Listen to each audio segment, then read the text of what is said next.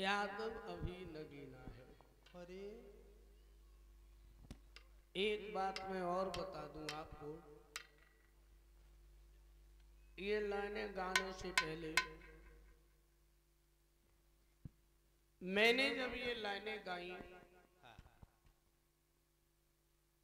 तो हमने इन लाइनों में किसी जात को लेकर कोई टारगेट नहीं किया। सिर्फ अपने यादवों को समझाने के लिए हमने ये लाइनें गाई थी कि तुम्हारा इतिहास क्या था और तुम आज क्या कर रहे हो। आपके वंश में भगवान श्री कृष्ण आए हैं। कितना पावन पवित्र वंश है कि जिस वंश में स्वयं यादवेंद्र सरकार योगी राज कृष्ण आए हैं, उसी वंश में तुम भी आए हो। तुम्हारे कन्हैया ने अधर्म के खिलाफ युद्ध किया, अधर्म को हार दिलाई, धर्म की विजय करवाई। तुम्हारे कन्हैया अधर्मियों से लड़ते रहे, दूध दही माखन का सेवन करते रहे। आप उन्हीं के वंश में जन्म लेकर के आए हो, तुम क्या कर रहे हो।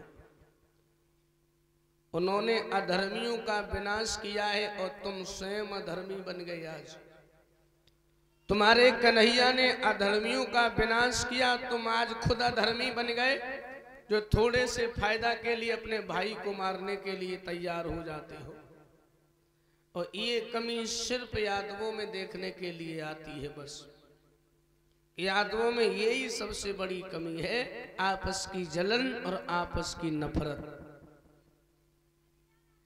किसी भी जाति का व्यक्ति अगर उन्नति तरक्की करता है तो उसकी जाति के लोग मदद करते हैं उसकी। और यादवों में ये कमी है कि खुद का भैया अगर उन्नति तरक्की कर रहा है तो उसकी टांग खींचने में लग जाते हैं। सिर्फ यादवों में है और इसीलिए ये यादव जाति लोगों बर्बाद हो रही है। कोई वजूद नहीं रहा तुम्हारा समाज में आज। और अगर यही स्थिति तुम्हारा कोई सम्मानित अच्छा थाने में जाइए आप, तुम पे ही मार पर यही हो और तुम ही रिपोर्ट करन थाने में जाओ तो पुलिस वाले जूता से बात करिए तुमसे, और जो भरोसा न है कि पकड़ के तुम्हें ही उल्टो बंद कर दे। आज तुम्हारा ये सम्मान है। नहीं तो अपने गांव से 2-4 किलोमीटर दूर निकल जाइए, किसी दूसरे जाति वाले से उलझ जाना, इतना मारेगा तुम्हारी शक्ल खराब कर देगा। तुम कहां तक के नवाब हो जानते हो? सिर्फ अपने गांव के और अपने परिवार के, अपने भाई के लिए नवाब हो बस। बाहर तुम्हारी 2 कौड़ी की इज्जत भी नहीं रही।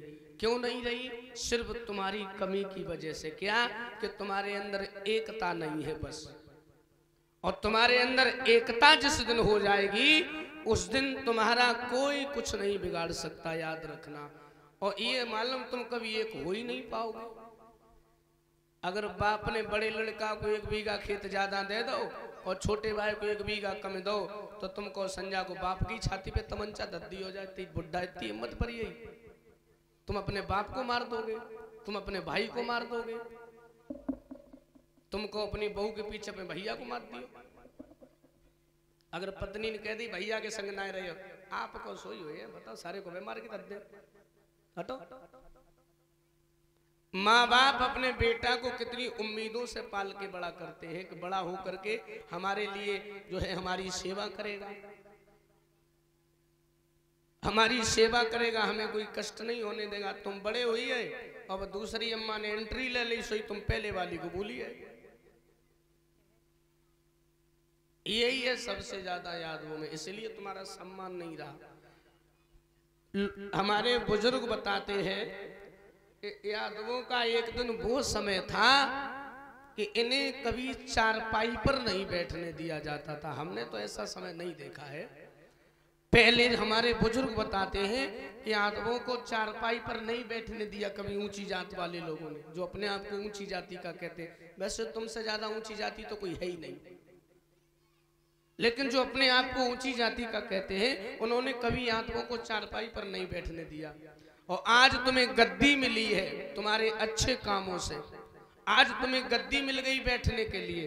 और अगर तुम्हारे ये काम रहे जैसे तुम लोग अभी चल रहे हो, आपस की जलन, आपस की नफरत, आपस की फूट, यही दशा तुम्हारी रही तो एक दिन तुम्हारा वही समय फिर आ जाएगा कि तुम्हें चारपाई पर नहीं बैठने दिया जाएगा। जहाँ जो अपने आप को ऊंची जाति का कहते हैं, जहाँ वो लोग अपने जूते रखते हैं, वही तुमको स्थान दिया जाएगा बैठने का।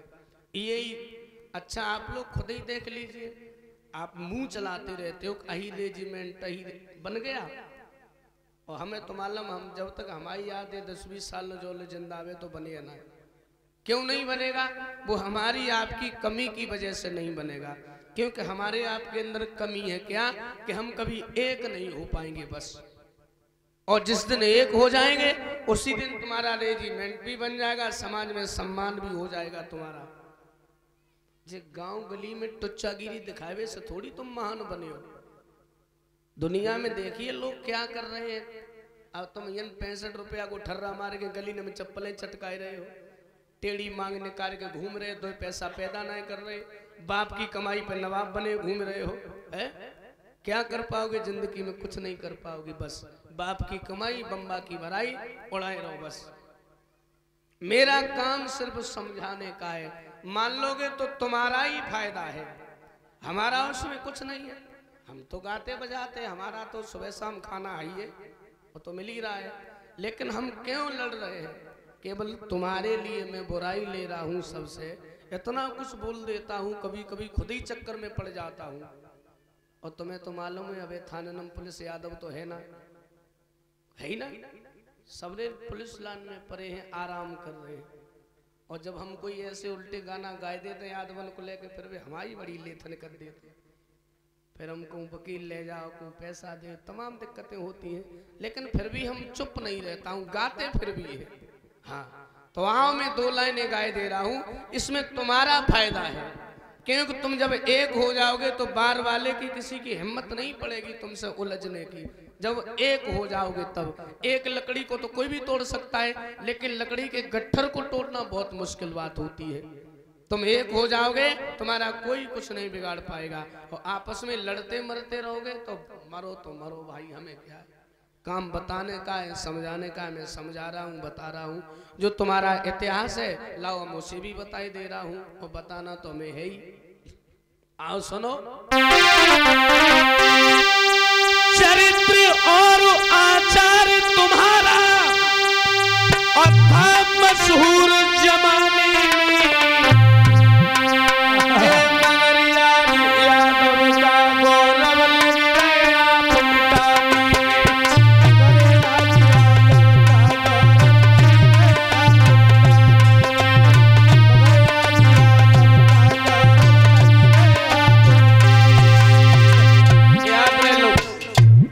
जब हमारा कोई भी यादव हो, उसे कोई परेशानी होती है, उसे कोई कष्ट होता है, तो लोगों हमें बहुत बुरा लगता है कि बताइए हमारा भाई आज इतना परेशान है।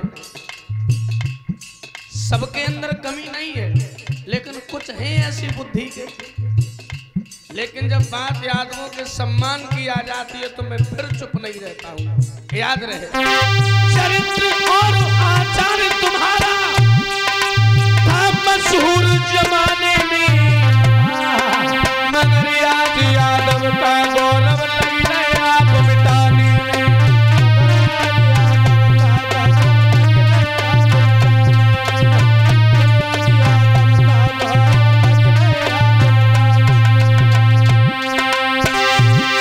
महाभारत पढ़कर देख लिया, यदुवंशी श्रेष्ठ कहा है, ये पावन वंश तुम्हारा है जब मुरली वाले आए।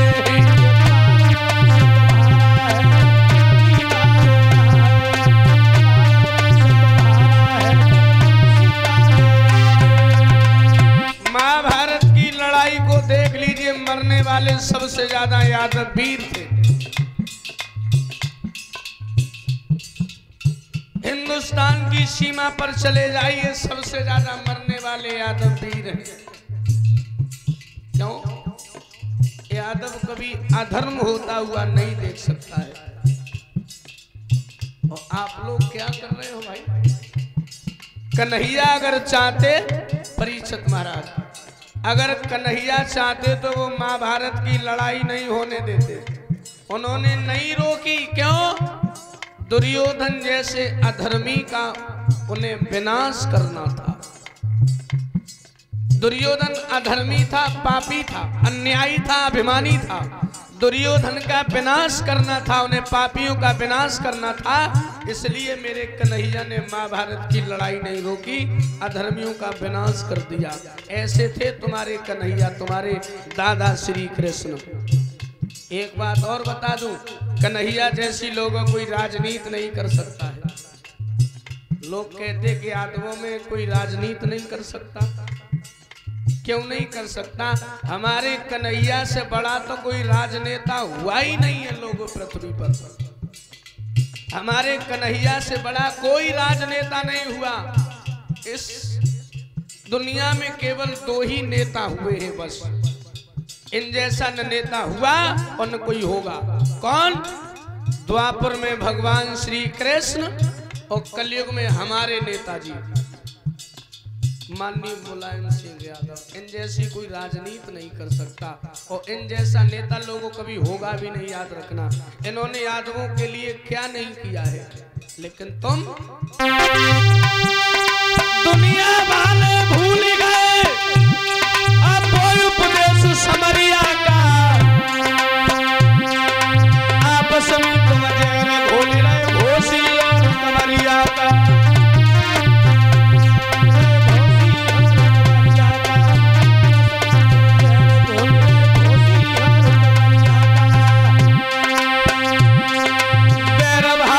छोड़ दे तुम घोषी और मरिया का।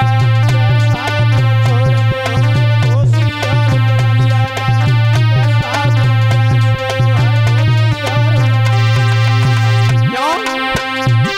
ये सब जात में जात तुम्हारी, ये यादव अभी नगीना है।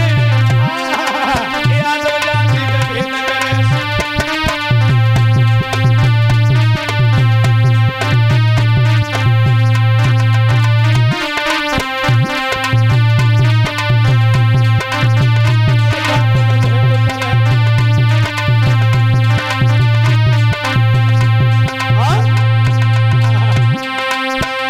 जो आपस